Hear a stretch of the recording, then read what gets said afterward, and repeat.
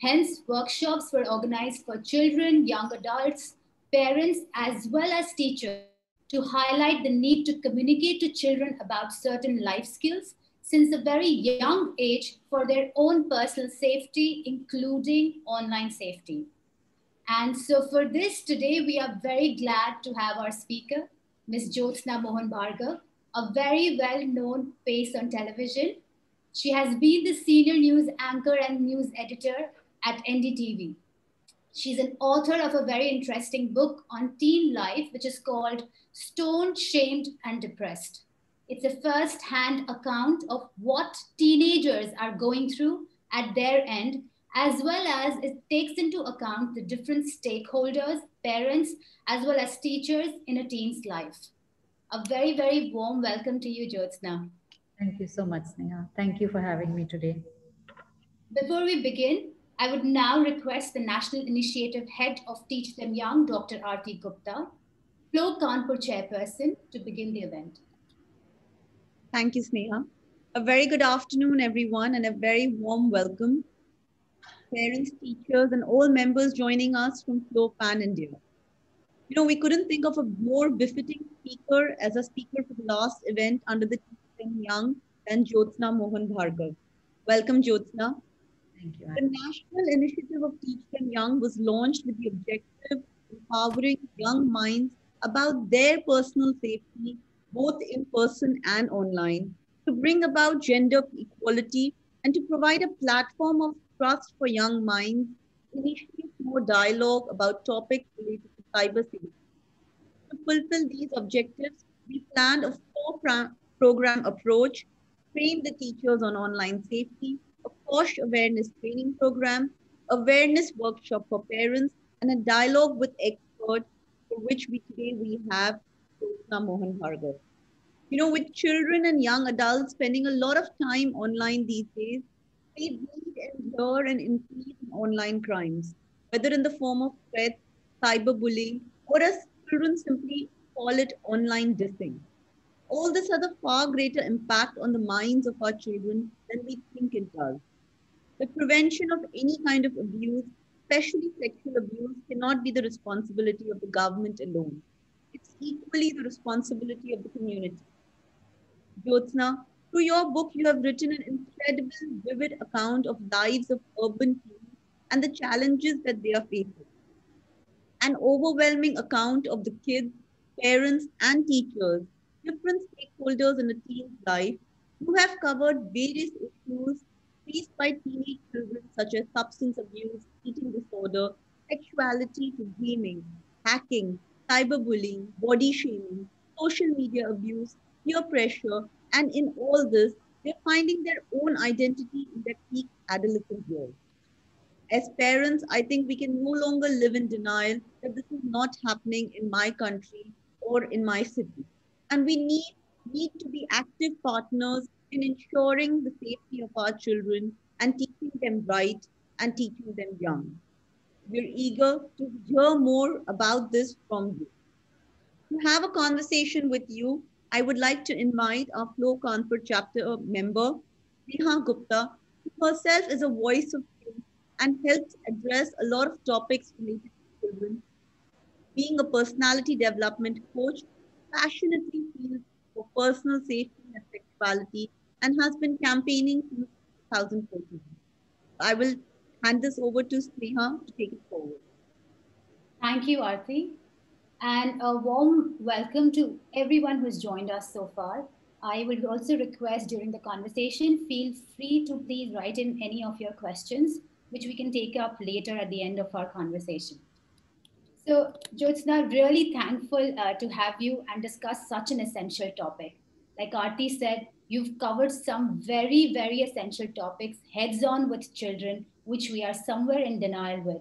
So, my first thing I want to ask you that you've given a voice to these kids, and which by giving a voice to these kids, you've put the blatant truth in front of us, something we totally can't deny. Everything is right in front of us. But Jyotsna, before we get on to the subject in hand, I want to ask you what made you write this book? Any background story? What triggered you to write this book? Sneha, I was a combination, I think, of a couple of things, or maybe three actually.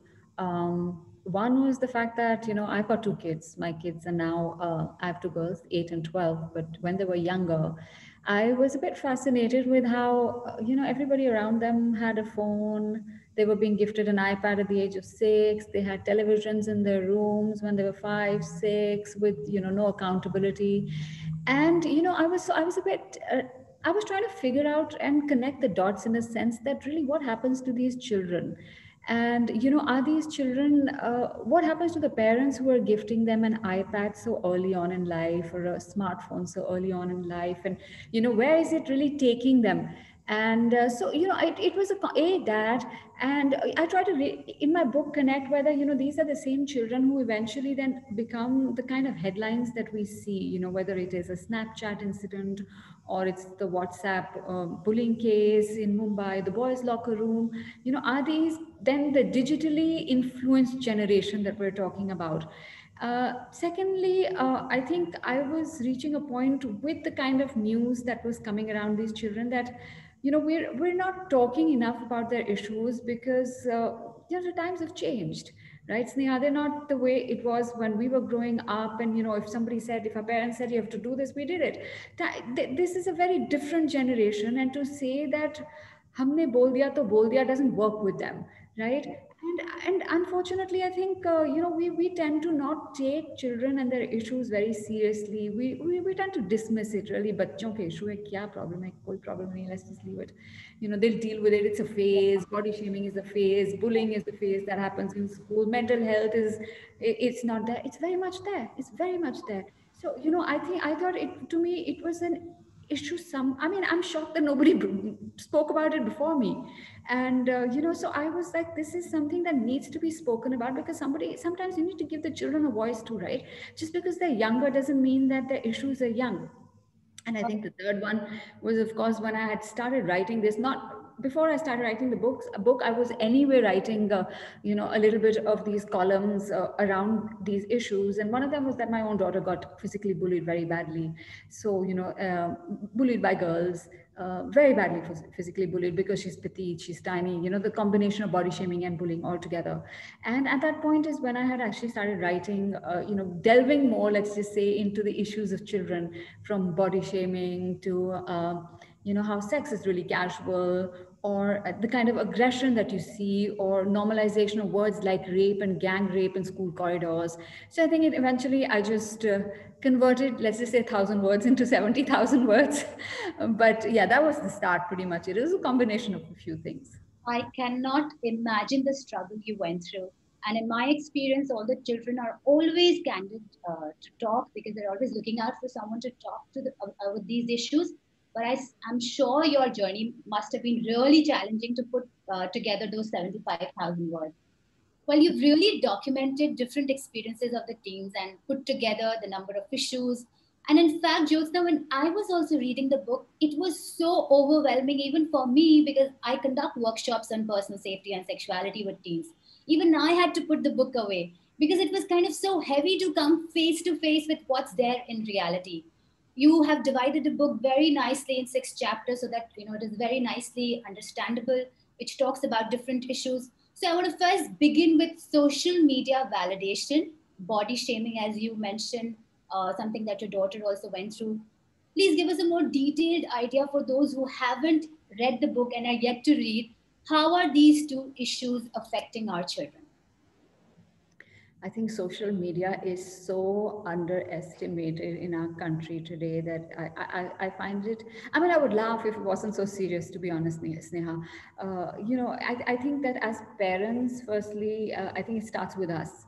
And we haven't understood the ramifications of unlimited exposure on social media, and we're guilty of it ourselves, right? We're guilty of taking that one selfie ourselves before replying to our child, or taking a photo. If you go out to a restaurant, the meal looks really good, hello, don't touch the meal, let me take a photo first, right? We're guilty of all of these things, and we'll upload it immediately. We'll upload everything. You're uploading, you're sitting next to your husband, but you're uploading something about your husband. Your children are watching, they're watching every little thing we do. This, I mean, my daughter says this to me, and and it's not something I'm not aware of, but she'll say, "You think I'm reading a book only? I'm listening as well." And I know she's listening to everything I'm saying. She's reading, but she knows exactly what is going on, my elder one.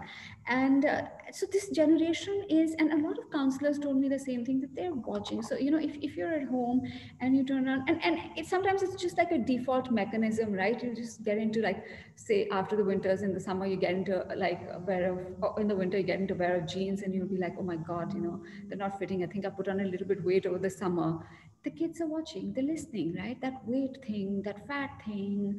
I mean, they turn around, and I've actually banned these kind of words in my house today. I say that I don't want to hear fat, thin, dark. I mean, I don't want to hear any kind of words, because then these words get internalized into us, because that's how we've been as a society, right? And social media has just exaggerated and just exploded all of this into another realm. So if these conversations were going on, say, in a society, kali hai thodi, usse kaun shadi karega, ya besan doodh laga lo, I mean, which is like a subtle, not so subtle way of saying it. But all this, then the children are internalizing it, and they're trying to put their best foot forward on social media, and it's all about how they look right now and how they behave right now, and it doesn't have to be reality. And that's the scary part, because social media then is letting them be into this whole anonymous world where they can have different accounts, they can be a different in a different avatar. And it's something I've seen separately even in gaming, and I've always wondered, why are boys playing under these very sexy, sassy girl avatars? What's going on here? So there's a different thinking that goes on. It's all about the image right now, and even for guys. But on social media, it's more so for the girls. You've got to look good. You've got to have more likes. You've got to have more followers. If you don't get hacked, then you're not cool. And I mean, that's the kind of warped thinking that is going on in social media. You can go into a party, but if the photo doesn't come out well, you can go into depression. You can go into clinical depression. It's that sensitive a generation to social media. So I tell parents this, and it's not a parenting book, but so these are very, very personal parenting tips that, we've got to watch ourselves first before we tell them what to do, because they are mirroring everything that we do today. And we've got to take a step back and be very aligned with social media ourselves to understand the kind of dangers there are for our children today. Because I mean, it's not just the fact that they're uploading a photo or they're uploading 5 photos, but it's the fact that who's watching them.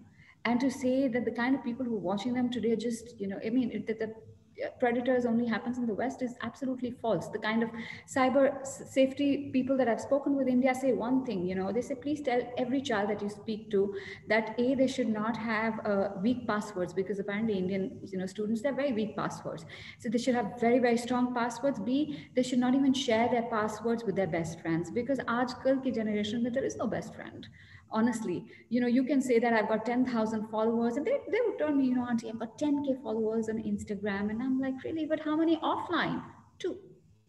And it's really as sad as that at some level. So I think social media, if we don't monitor it ourselves as parents, if we don't understand the ramifications of it, the fact that, it's not a level playing field, it's really not a level playing field. And if we don't get that, I think the children won't understand. So I think our responsibility today is to tell our children that, fine, you want to be on it. We don't have to let them be on it, firstly, until we're ready for it.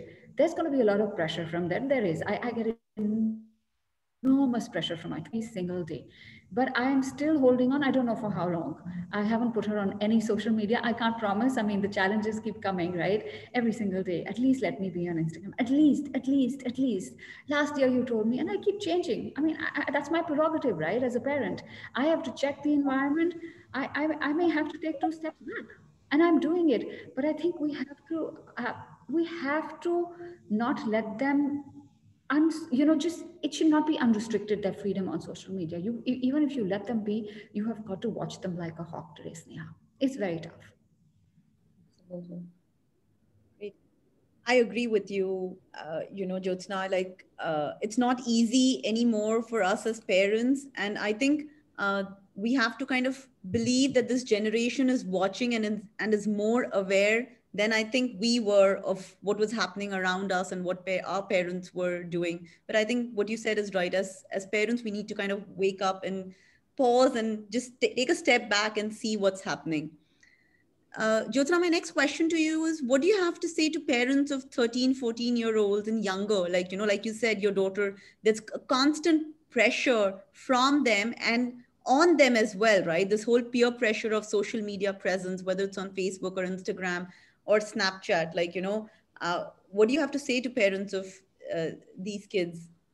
I don't, I don't envy any of us or any of you out there. It's a tough world. It's a very tough world. But I say that hold on. The one thing that we as parents in our generation, I think we're faltering at is that, and I've mentioned that in the book as well, that we don't adequately say no to our children.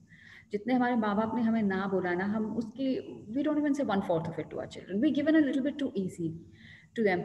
I understand that we're all, double income families. Now we're struggling with the pandemic and we've got, we've got a lot to deal with.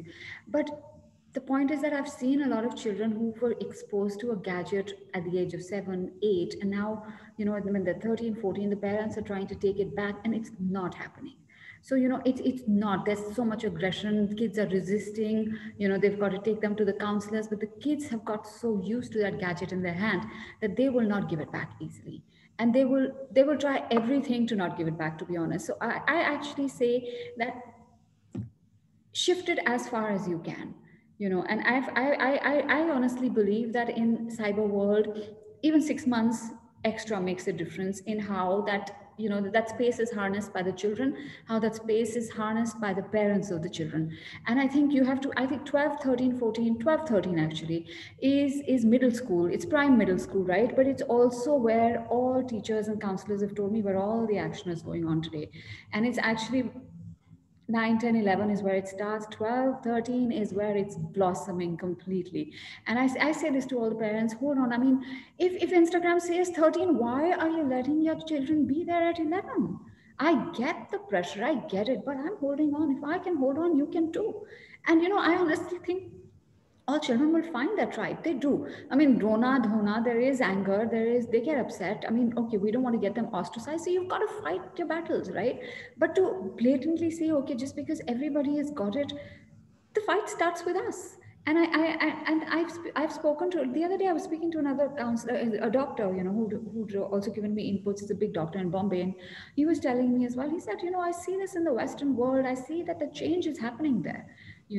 That in India, it's more than it is even in the Western world right now. Our obsession with the phone and, our obsession with social media, Facebook, Instagram, Snapchat, it's much more. And I honestly, while I was writing this book, Aarti, I saw a lot of people who were from abroad. I met somebody who was sitting. So I have to tell you, if I can do this, a lot of us can do this. I wrote 80 to 90% of this book outside a badminton court and a gymnastics room. And that is how I've done it. I have forced before the pandemic, I forced my children out. I forced them to leave the gadgets. They're not allowed. They're allowed half an hour gaming a week.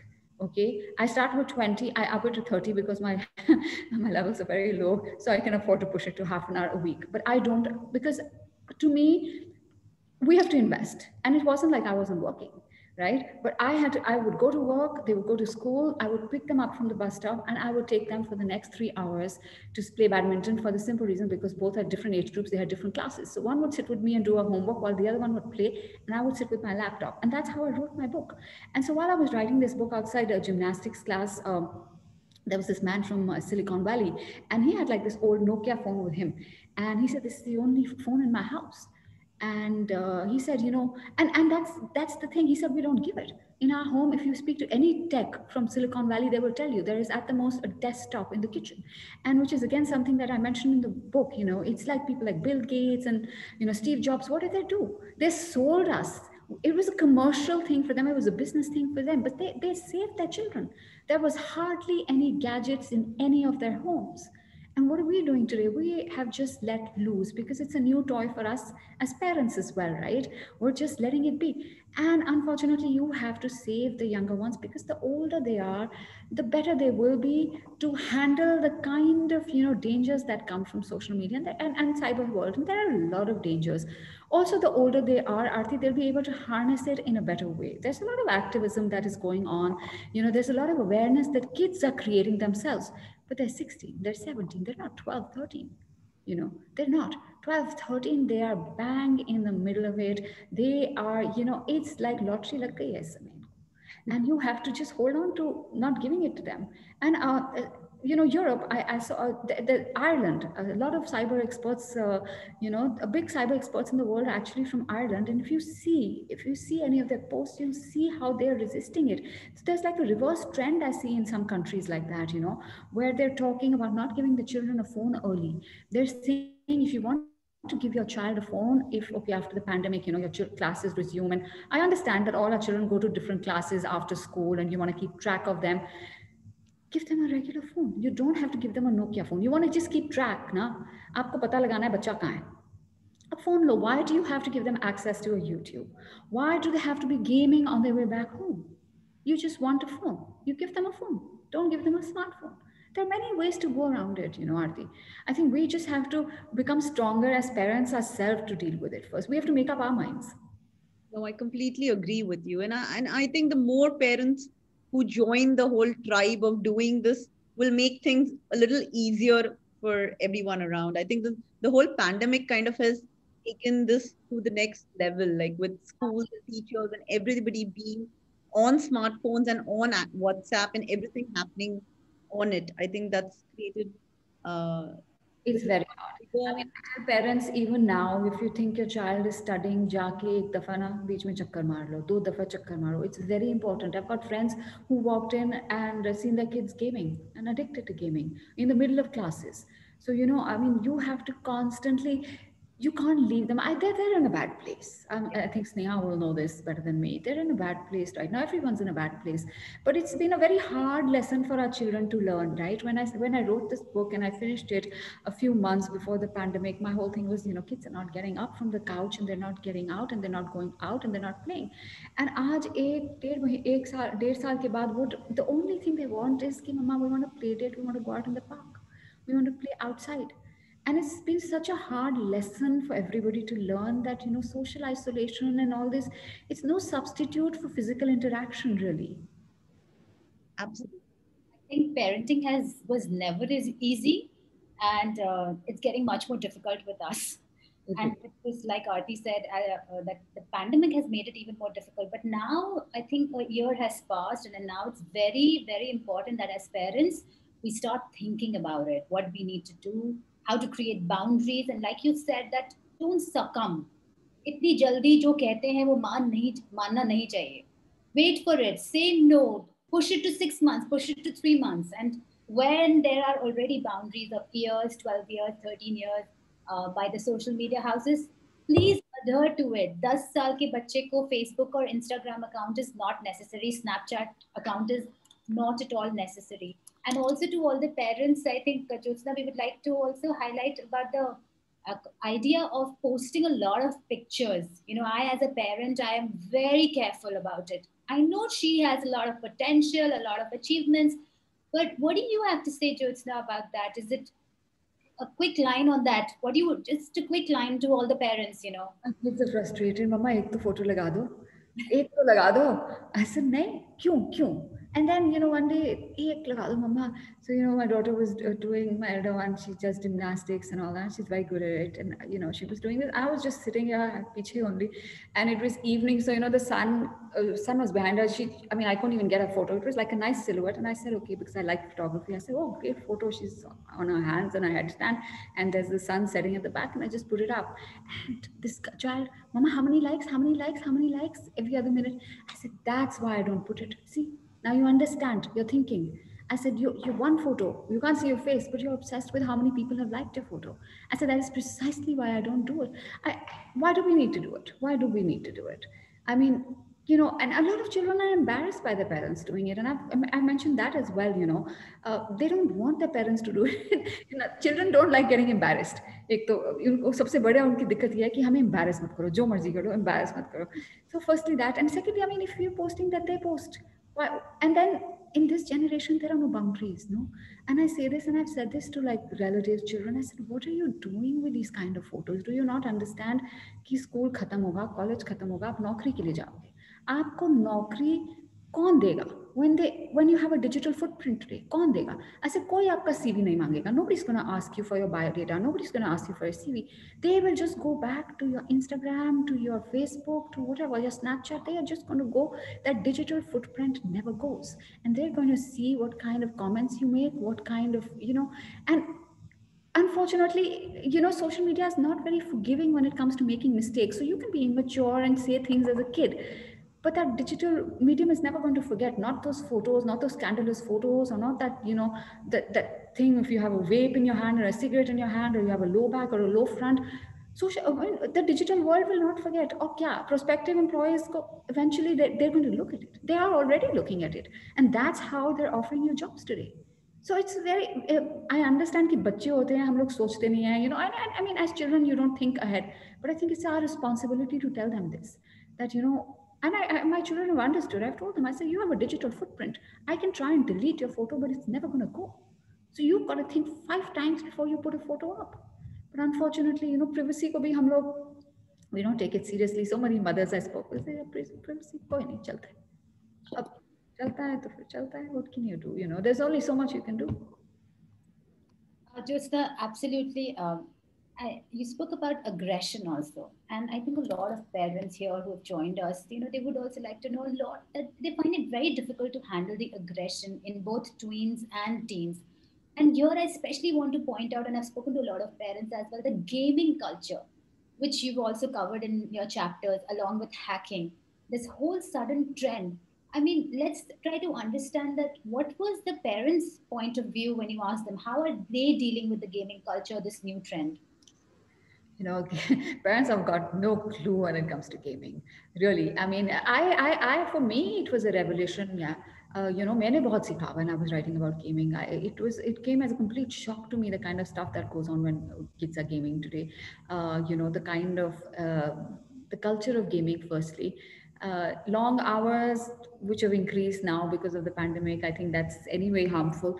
And those are physical issues, and there are a lot of physical issues a lot of kids have complained about, right? I mean, eyes, hands, neck, nerves, in the long run. But I think it's the mental part of it, and B, the dangers that are there, you know. And again, it's something like a little bit similar to social media and the fact that there are predators, except that nobody has a clue how these predators work in gaming.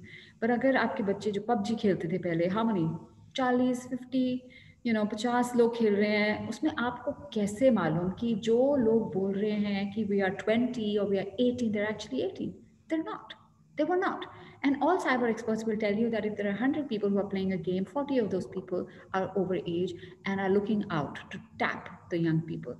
And that's what's called grooming. And every time मैंने किसी भी parent से पूछा, do you know what grooming is? Nobody knows grooming. And then they make fun of it. And I'm like, it's not funny. If you don't know, you don't know. I get that. But don't make fun of it, because it is something so serious today. Grooming is कि आपका बच्चा game खेल रहा है, वहाँ पे एक stranger game खेल रहा है. He is trying to build your child's trust. And how do you build your child's trust? Because when you're playing and there's so much of an adrenaline in a game, right? Your child is not focused. Mics are on because, you know, your mics are on with strangers because you're constantly talking and saying, okay, pass me that level, right? And suddenly, you know, you're saying, okay, shoot. And then somebody will say, where are your parents? My parents are not home. Shoot. Parents, what time do they come in? They come at 5. Shoot. Give me a coupon. You know, you don't realize what you're saying, but you're exposing everything that goes on in your house. आपको ध्यान भी नहीं है कि आप क्या बोल रहे हो और आप बोल रहे हो. And that's what's going on in gaming. That's how people are getting into, you know, your homes. That's how people are getting into the lives of your children, because they then tend to blackmail. Firstly, you know, if you give a coupon and say, oh, you know, for young kids especially, 7-8 year olds are playing Fortnite, right? they don't have the money to go ahead, right? So what happens? These people will swoop in and say, "Chal, bacha, you're stuck. I will help you. You want some money? I'll help you." And you become friends like that. Then you talk to them, and what do? You say, "Chal, this is my number. If you have any problems, speak to me outside." And these kids go outside and they start speaking on WhatsApp. And so there's a mother who walked in, right? And the siblings, the 7, 8 year olds who were talking, giggling to this man who had taken off his shirt. And he was asking the kids to take off theirs. And that's how, and this man would have recorded it if the parents the mother hadn't walked in. This is what happens. So you record it and you blackmail the families, you blackmail the children. So it's a very scary world out there. You have to know what your child is playing today, because sometimes they don't know what they're doing. They don't know who they're dealing with. I mean, I wouldn't know who my kids are dealing with if there are 100 people playing Roblox today, right? And I think the other thing that is also leading to it is with that aggressiveness, Sneha, that you were talking about, immense aggressiveness. उनको रोकना मुश्किल है आजकल, and I've met, I mean, my friends' children who've told me, they said, we were so addicted, we wouldn't get up from our table. वो Coke पे Coke or Red Bull P रहे हैं, and you're just junking, and you wouldn't even look to acknowledge somebody, and you have to go to an addiction center, de-addiction center eventually. I mean, that's the only way, right? Or their parents who, that there's this incident that I've written about in my book, where there's a guy and he tells his mother, he's a school going child, and he tells his mother, can you charge my phone? And the mother knows kyun bol raha hai, because he wants to play some more games on the phone. And the mother purposely does not charge the phone, ki nahi khelega thodi der. And when he asks for the phone and he realizes the phone is not charged, he picks it up and he flings it on his mother and he attacks his mother. And that's the kind of aggression that is going on with children. Unko pata hi nahi hai ki kya kar rahe hain, unke hosh hi nahi hai, and they're attacking their own families. I mean, I personally know somebody whose son has attacked his own parents, right? Or where there are cops at the door of a 13-year-old, because there's just so much aggression because of these tablets, because of these gaming. So again, I think it just boils down to how you bring your children up, how you don't expose them to too much. You can't say no to gaming altogether, because aajkal sab kar rahe hain, but let it be within limits. Let it be something that you're watching, and where what the game is, because there are certain games that are actually very, very violent today. And it causes, I mean, I've got a really close friend, her 8-year-old son started getting nightmares because he kept thinking, somebody's chasing me, and he wouldn't sleep, he wouldn't want to go to school. Gaming, everything, so much is going on in gaming today. And I think we just can't let them download any game they want to, just because we think it's okay, it's only gaming. It's not only gaming today, Sneha. Absolutely. And during the workshops that we conducted for parents as well as teachers, we really tried to advocate this, that even for younger children, the whole idea, in fact, we always take some sort of pride these days that, देखो मेरा बच्चा phone मेरे से ज़्यादा अच्छे से operate kar sakta hai, whether it is typing the password. They're so proud that, young children like 6-year-old, 7-year-old, 8-year-old can type the password and they would show it off. I think it's very essential that we have to leave this entire culture. And Jyotsna, would you agree that we need to be a step ahead in this, right? Always. I say the same thing. A step ahead. Always. I say this also. I say, we very proudly, we say, hamare bache, just as you say, we say, these are a digital generation. They're so good. Inko sab aata hai. I say it myself sometimes, my child is not on Instagram, and if I can't get the video onto IGTV, I'll just call one of them and say, kar do. And then I'm just like, but what am I doing? I am doing exactly what I'm telling them not to do. So which is why I've started to try and get my act together and learn to do the things my own way, because, I mean, it's not enough to say it is a digital generation. There's no doubt about it. But that doesn't mean that you have to let them lose. We have to, and that doesn't mean that we don't know what they're doing, because it wasn't in our times. We have to learn. We have to learn what we're exposing them to today. You can't just say, I mean, just look at the whole controversy about, say, Bombay Begums. Oh God, what is the kind of content? And I'm looking at them saying, but why are you letting children under 18 watch this content? It's not on the filmmaker. It is on you. I wouldn't let my child watch this. Why are you letting your child watch it? It says 18 plus, then why? Oh, but children aajkal ke bacche kuch bhi dekh sakte hain, Control your child. I'm sorry, there are parental controls. Why have you given up on everything? And that's my biggest grouse with our generation. We've easily given up on so many things. जो करना है करो, जो खेलना है खेलना खेलो, जो करना है जब सोना है, जो देखना है. Here's your gadget. Here's this. Why? Yeah, why? We're the parent. They're not the parent. Absolutely. Very, very right. And the sooner we realized, and to everyone who is listening to this, we have to set boundaries. And with boundaries, also communication is important. And Jyotsna, that's my next question to you.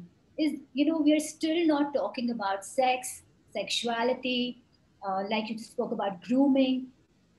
We're still not talking to children candidly about it. We're just so happy talking to them about good touch, bad touch, and a little bit touching about when they grow up about sex. Perhaps as parents, sometimes you're constantly waiting for the right time, because that's my understanding as well. And it is such an integral part of their identity formation right from a very young age. I still see that schools and parents are both struggling. In fact, it is just like a topic that they've just ticked. We've spoken, but it is like a checklist, but not spoken enough, right? Parents are continuously waiting for the right time. How is that affecting, because you've taken this up in your book as well, how is that affecting the kids, this whole culture of sex? If you would throw some light here. I think by the time Indian parents get around to still talking to their children know everything and more. They know so much today. It's not funny. And the point is that not everything is right. Not everything is healthy. And I mean, where are they getting their information from? They're getting it from their peers. The peers don't have to necessarily know everything, right? And then if you're not talking to them, then it's counterproductive, right? Because I mean, that little knowledge is a dangerous thing kind of phrase that happens, and that's what's really happening with them. So we're still, I mean, आजकल तो सब कुछ पता है इन बच्चों को, सब कुछ पता है. I mean, my child said, I know everything, Mama. I know everything. And I'm talking to her, she's like, yeah, yeah. And, I mean, the kind of exposure is so different today that we can't. And unfortunately, I think schools are still struggling themselves. With that, as you said, that good touch, bad touch, बहुत पुरानी बात है. That should be done with 8-year-old kids, 7-year-old kids. When you're talking to 10, 11, 12, it's a different ball game. It really is. That exposure is so different. The other day, I mean, I was just, I was trying to find some drama serials, something for my kids to watch. So I put that on Facebook. I said, anybody, if you know any good stuff that 12-year-olds can watch, because, I'm fascinated constantly by the kind of stuff they're watching. 12-year-olds are watching 16, 17, 18-year-old stuff that we would have watched in our times, right? And the kind of inputs I got from everybody was shocking. Everybody was giving me these, serials that I wouldn't want my child to watch. And I'm thinking, but I just said 12. But everyone's watching. That does not excuse anything. And I think that's what's really going on, because our children are struggling. They're a very open generation. For them, all this, they don't understand the taboos, and they don't understand the stigma, because it's like I said, it's a very casual generation. In Kili, everything is, sex is very casual, unfortunately. And it's very casual in the sense, like, just as I said, for social media, if you're not being hacked, then you're not a cool person, right? So for them, similarly, if you're not having sex by the time you're 16, 17 in urban schools, you're not cool. So it's not it's like a badge of honor. In our times, it possibly was like, oh God, you got some letters from somebody, and, oh, you're so cool. Some boy sent you a letter, or, you're dating somebody. That was the height of coolness.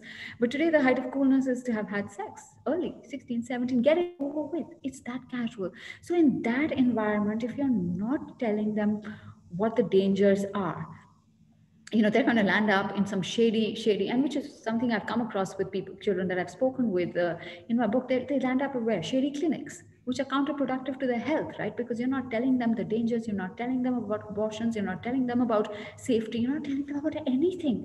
Kab tak chup rahenge yaar? We have to open up as a society, because, I mean, we're a very patriarchal society, right, to begin with. And I think something that what's gone on again during the pandemic is a lot of domestic abuse. Now, a lot of children have been home as well. They've seen a lot of domestic abuse. What are they taking from it? That it's okay. What are the boys saying? And I've actually quoted this boy who asks a girl in school, "Ki, will you go out with me?" And she says no. And he asks her a couple of times. She says no. And the third time, this boy, he takes her and he forces her against the wall, and he forcefully kisses her, a class 10 child, I think. And his Chinese justifying it how? Because, I asked her a few times, she said no, then I took what is mine.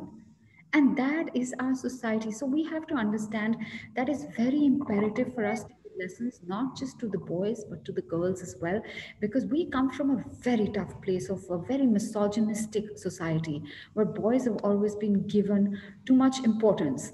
And when the girls are becoming equally important today, and as this doctor told me for my book, and he said, the last say year a few years now, we've been talking about how the girls are changing, how the girls are driving to school, how the girls are staying late shifts, how the girls are doing everything, but we're not talking to our boys and telling them the girls are changing.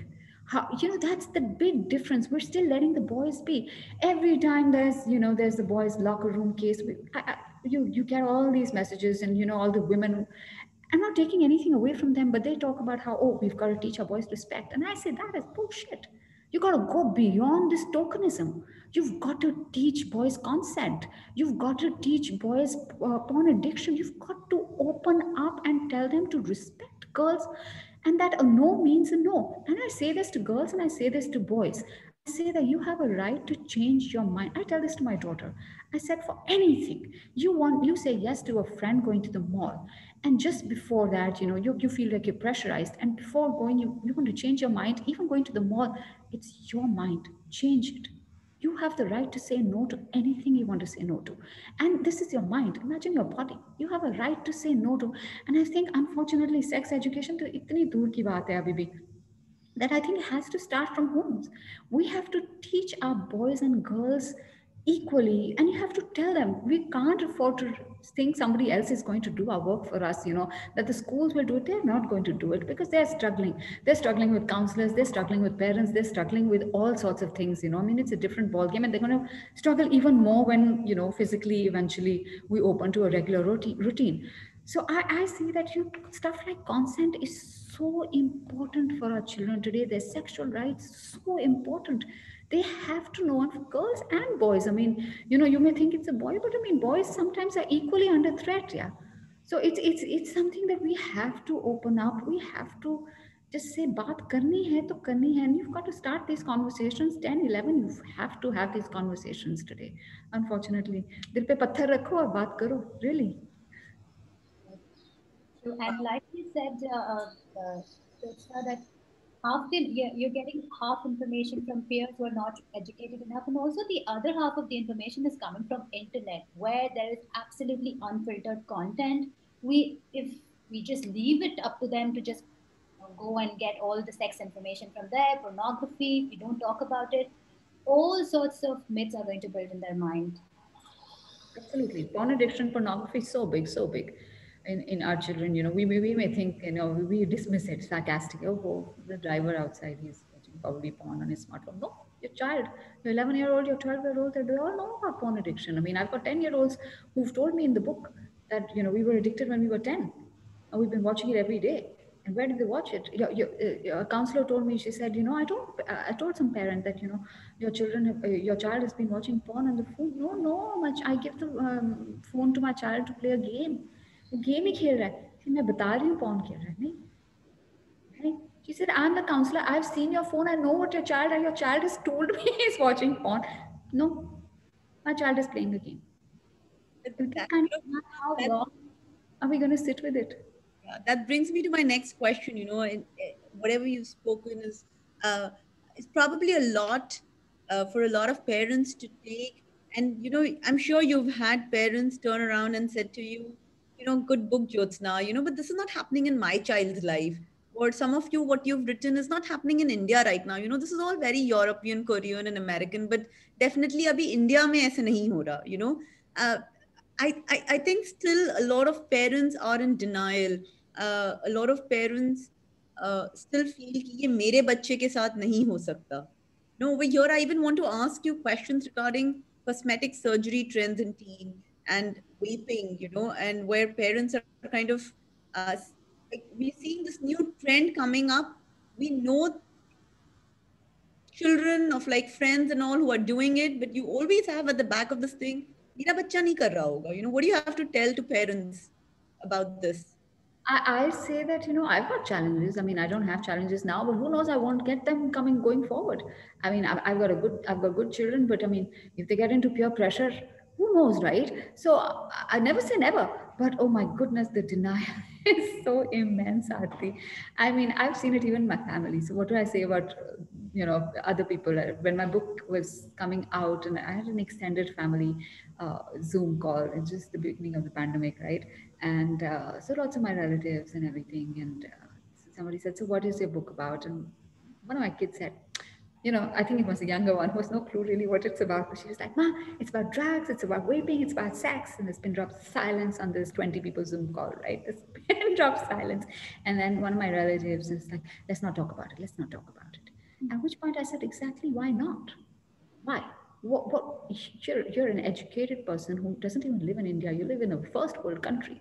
Your kids go to fancy schools and you're telling me not to talk about it because it makes you uncomfortable. But it's the reality. And I've seen this. I mean, there's another relative of mine, and there was this incident in her school where two kids were caught in a compromising situation and were asked to leave. And I said, tell me more about it. And she said, no, let's not talk about it. It's uncomfortable and it's a controversial issue. I said, but why? Why? Why do we not talk about these things? Because you have to understand that if we don't talk about it, how will we know a child is being curious or a child is making a mistake or a child needs serious and deeper intervention, help?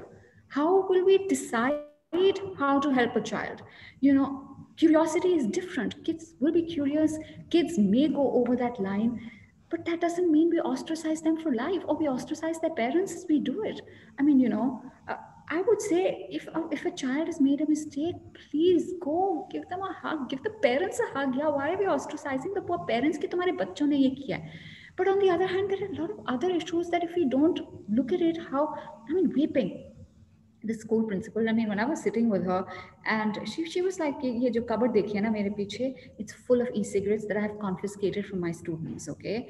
Middle school and senior school, middle school onwards, right? And she said, I've called parents, I've spoken to parents, and every parent I speak to says, nahi, nahi, nahi, nahi, nahi, nahi. She said, I'm going to do one more time. I'm going to call 2 or 3 in a batch and say that this is what I have confiscated from your parents. If they agree, they agree. If they don't, not my circus, not my monkey. I've tried, right?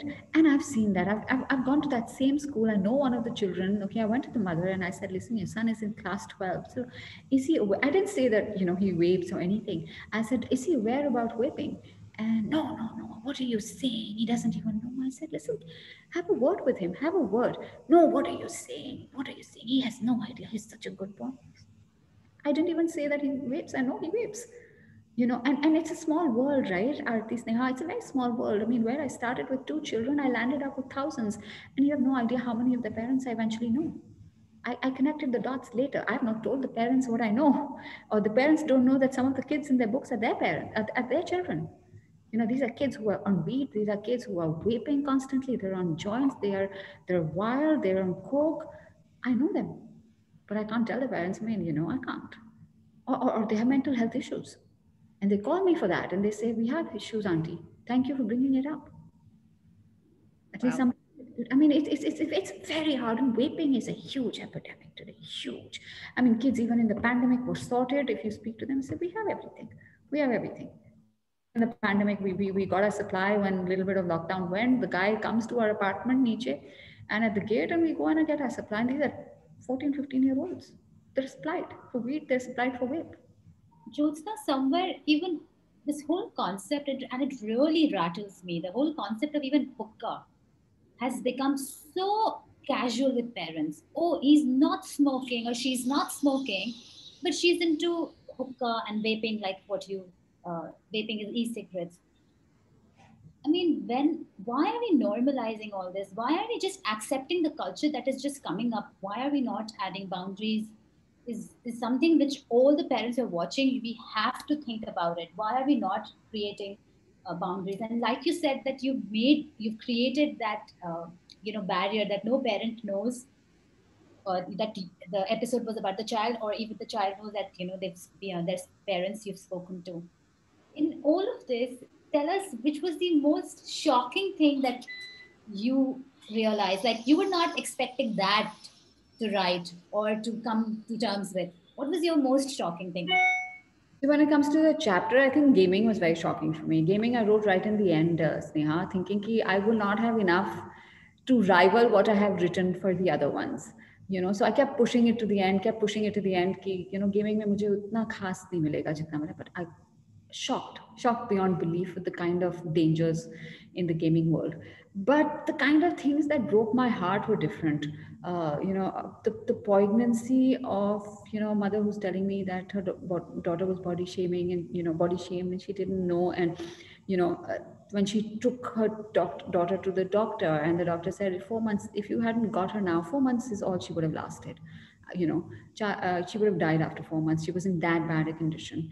And of course, the story of this girl who I'm speaking to, very lovely, very nice, a topper, and who's telling me her story. And I was always getting 100%, and I didn't.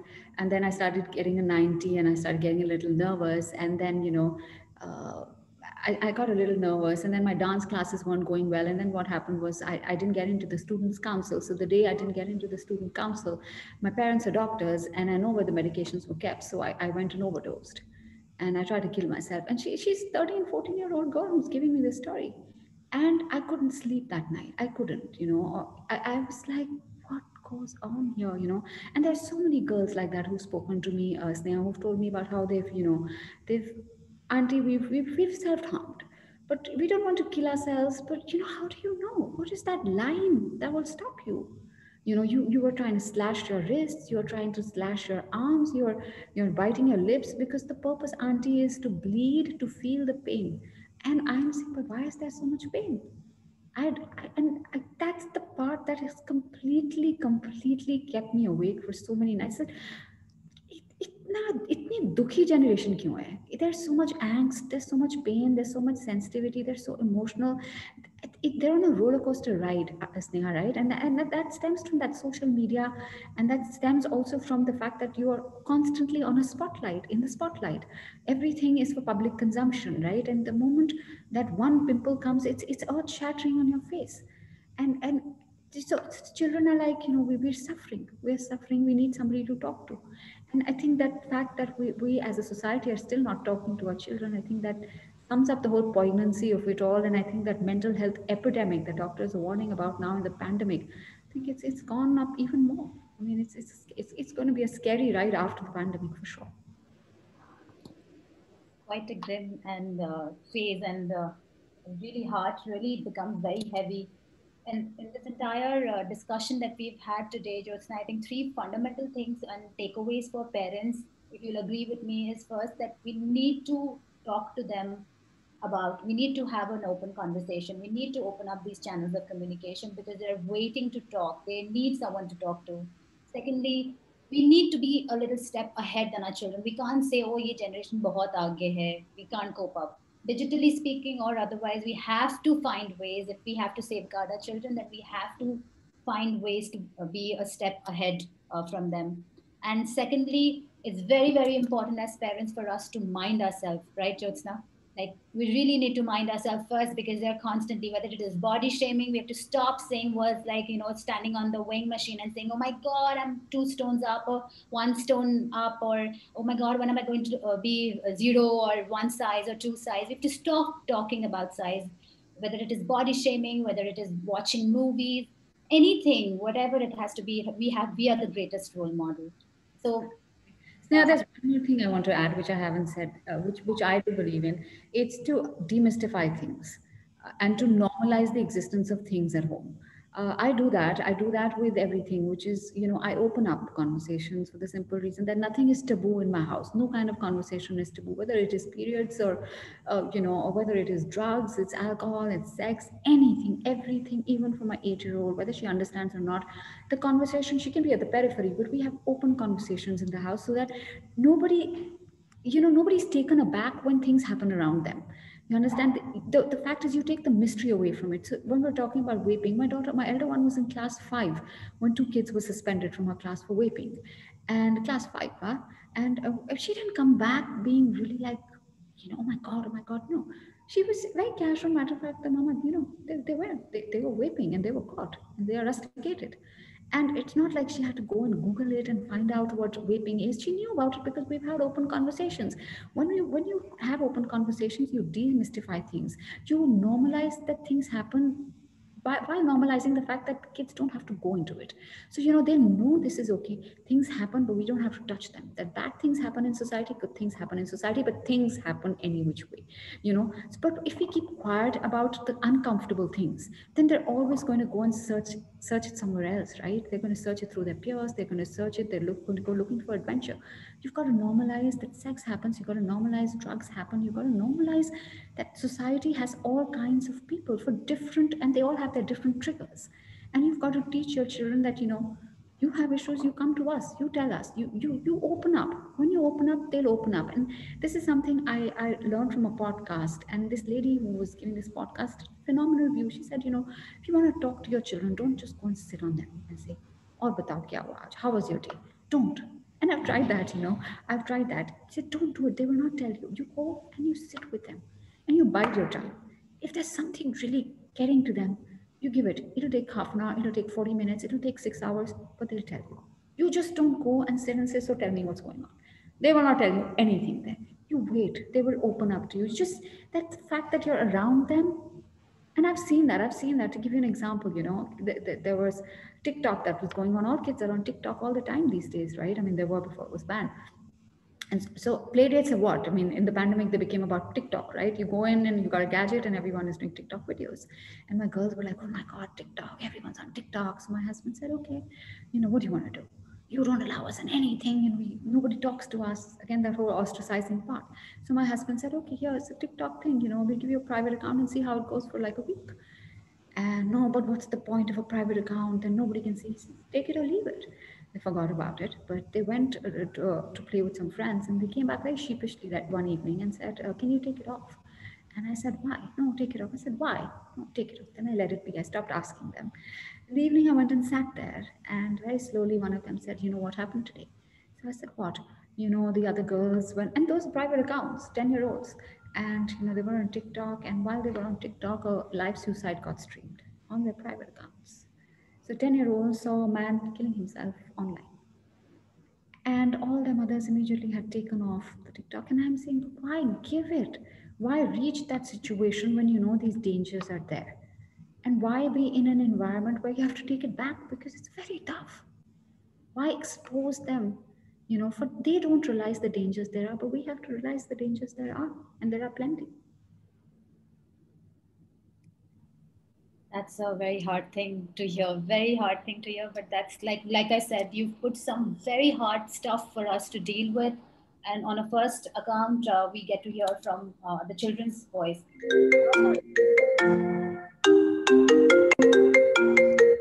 Sorry. Yes, okay. My last question, Jyotsna, we've taken up your time. My last question to you, Jyotsna. You've taken this topic is very important, very relevant issue. Your book has highlighted. I'm sorry. I have to decline this. And would you just give me a minute? Otherwise, my brother, who is in another part of the world, will constantly keep calling. And just to tell him that. Yeah, sure. Sorry. You know, I don't know how this has got hooked onto my laptop. So. You have to get a step ahead of it, Jyotsna. I do. I failed right here. I have no clue. I've got to get this off my laptop. If you figure it out, let me know as well. I don't know how it got on my laptop. No, I'm going to. I think I changed my laptops and certain whatever. Anyway, hopefully he's got the message. So Jyotsna, with this relevant issue that you've taken up, so what's next then? Are you planning to further address this issue through another book? What else there is in your mind?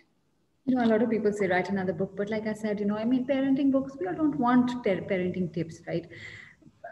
Advice nahi chahiye kisi ko, zyadatar. You know, it's okay. I mean, I've just given you a mirror. What you do with it is your responsibility. I mean, my attempt has been to just show you the reality, to give you what goes on. And I can't force you to not give your child an iPad. I can't force you. I really can't. I mean, the kind of decisions you take forward, they're your own. I mean, to each their own, really, honestly. So no, I don't plan to write a parenting book, or I don't plan to write a second book as of now on this. I do plan to write another book, but which I am working on, but completely different, and takes me to. I mean, I said I wrote this one from the head, and hopefully I'm writing my next one from the heart. And but I am trying to take these conversations forward. I am on Instagram, and I do try and get counselors and uh, cyber experts, and I've started doing that. Once a week or so, I try and do like an Instagram live where I try and take questions, and I get all the stakeholders to my books and others around, people who are writing about mental health, or what the pandemic is doing to the children, or what I've covered up in the book. And I try and get a guest every day, every week for like 20 minutes, half an hour, and take in questions. So I am on Jyotsna Mohan _ on Instagram, and I try and do this on Tuesdays, like a talk where we go into what really, how to take the book forward, frankly. I mean, the idea is not just to create awareness, but it's also to make a difference, right? I always say that if I can make a difference with just a few, I'll have thought that I've reached where I started. And so the attempt continues to try and get through the denial, and try and speak more openly, try and encourage children to speak more openly. I've got a lot of children who've interacted to me on through Instagram, and their big grouse remains that humse baat nahi karte my parents. And tell us, how can we communicate with our parents? And so a lot of children, they're going through angst, and I think so it's a two-way street always, right, Sneha? So that's the attempt, to just have these conversations on Instagram, just to keep it open, and to hear both sides of the story. And the attempt is always, sometimes it's to get parents online, sometimes it's to get children, sometimes it's to get counselors. So I cover all stakeholders, and keep it ahead and see where it takes me. Maybe it'll take me to another book, maybe not. Yes, I totally. I don't think so. This is such an essential topic, Jyotsna. We look forward to spreading awareness, and probably with something else at school. And there's so much more work that needs to be done on this. So much. I think after the pandemic, it's going to be even tougher. But I think we have to really, really, really start thinking about mental health. So we had a big session this Tuesday with like a doctor, and he was telling me that the pandemic has unleashed another epidemic, and it's the mental health epidemic in children, and no one's talking about it. And I think we need to really, really talk about it. Sneha, maybe we'll get together someday and talk about it, since you're dealing with children. But it's something that we need to talk about, and I'm trying to have open conversations and get a different stakeholder every week to talk about the issues. But there's just so much going on in their lives, and we need to keep talking to bring it forward. Lovely, lovely, Jyotsna. We would love to take more questions, and and I'm sure a lot of parents have questions out there. I think I've received one question before I wrap up. If the question from a parent: when is the right time to teach girls about sex? How to explain them about molestation? Which any time a girl can experience? I think 10, no later than 10. I think 10 is good. By 10, 11, 12, by 11, they know everything. 12, they know everything. But 10, 11 is a good age to, start talking about these things. It really did. But because the exposure is so different, more than anything else, we think that we're not letting them watch. But what? I mean, if your kid's on YouTube, one hyperlink away, something pops up. They're very smart. They're very smart. Also, the kind of conversations they have with their friends, it's my kids. I mean, the kind of the conversations they relay back to me. I'm like, oh my god, I hope you're not relaying these kind of conversations outside. But they are, and so I think that the sooner you can, and the sooner you think your child is ready to hear it from you. If you think that your child is getting exposed or getting that kind of exposure, start talking and building it up. It doesn't have, you don't have to go and explain everything, but start with the details, and don't start with the details, but start with a little bit of information at a time. And I think keep talking, because then they'll tell you. You've got to go beyond the good touch, the bad touch, right? As I keep saying, the birds and bees, purani kahani. And I would honestly think 10, 11 is it's good enough today. If you want to start by 8, it's not too late either. It's not too early either. Great. I have another question. How do we handle boys who are aggressive when it comes to gaming? Very tough, because they're really aggressive, which is why I say you've got to start. I think prevention, as they say, is better than cure in this instance. You have to not give them that gadget too early. You have to, you know, the smartphone has made things so easy, right? Because I mean, they don't even need a console and they play on the phone. But you have to have boundaries. You have to have limits. It cannot be that your child is playing for 5 hours because everybody else is playing. Everybody else will do many things, you know. But it's your child, and you have to stick to the limit that you want, because they're really aggressive. And I've seen this with so many children too. Unless it comes from within themselves, they're refusing to. I mean, I've got a friend's child, and he eventually gave up on his gaming because, you know, he was in a bad place. And he was really, you know, he said, I mean, he went to a boarding school, and the mother said that, you know, something changed when I sent him there, and I realized that he was gaming nonstop. And she said, I pulled him out, but he wouldn't, you know, he wouldn't stop gaming. And she said at one point, then I took the laptop away, and there was aggression. There was so much aggression. And she said, but I had to write out that aggression. And today he doesn't game. He gave up. He gave up, and he's one fine day he finally came and said, here, take all my gadgets. I don't need them. And he was doing very well. I mean, he was a ace horse rider, and, you know, he was a football player, but he'd stopped doing everything outside. And I mean, I think she was lucky that it came from within the boy, because she says it herself. She says, if it was me and I was forcing him to do it, there's no guarantee he would have done it, or that he wouldn't have gone back to it. But because it came from within himself, that I'm assured that, you know, he's in control. But again, so many children that I've spoken to who had given up on it again have gone back in the pandemic. So that's what I say. The onus is on us. We've got to spend more time with them. It takes a lot out of us. I get it. I get, you know, it's been hard. Our mental health is suffering as well. And, you know, we're all struggling inside. But I think we have to give them more of our time, whether it is playing cards, whether it's playing board games, whether saying, okay, chalo, let's just go for a walk outside or a cycle ride. But I think we have to give them that extra time to take them away from it. But you have to make sure that when you allow a child to game, you don't give them freedom. You have to keep pushing that. A child who's got freedom at the age of 17 versus a child who's got freedom at the age of 12, huge difference. And I think that's how we have to handle it. Super. Thank you, Jyotsna. I think there are a couple of more questions, but we're just running out of time. And I would just request parents to kind of follow Jyotsna on Instagram and send in any of the questions you have for her on Instagram.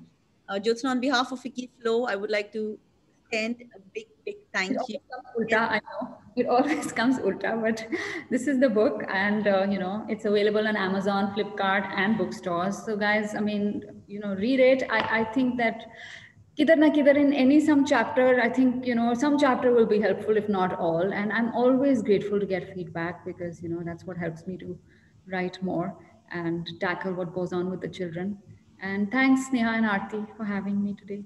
But thank you, Jyotsna, for this super candid and open discussion. You know, one of the things we need to do today is to be aware of the problems ourselves before we even talk to the child. We have to admit to ourselves that there is a problem which exists, which a lot of us parents are not doing, right? Like that, this is the problem. And one of the biggest reasons for this session and this initiative, the way it started was, you know, we keep saying that the government is not doing enough. इतने cases हो रहे हैं, ये rape हो रहा है, ये हो रहा है, वो हो रहा है. But we as a community need to come forward and say, what is our role in this? And that's how this initiative started, to kind of get all the stakeholders involved in teaching our children and teaching them young, to start them young, because we need to teach them right and teach them young. So thank you so much for culminating this whole initiative with your talk. I think it was the cherry on the cake. Like, it's just what we needed. We really appreciate you taking the time out and coming and speaking to us today. A big, big, big thank you. And thank you to parents who joined us today. You've taken the first step to come forward and just hear what the problem is. And I hope somewhere this has helped you out. Thank you, Sneha, for conducting this session beautifully and for help with this entire initiative throughout the year. A big, big thank you to you. Thank you, Aarti. Thank you so much, Jyotsna, for this absolutely open-minded conversation. I'm very sure each one of us have a lot to take away from today. Thank you, Sneha. Thank you.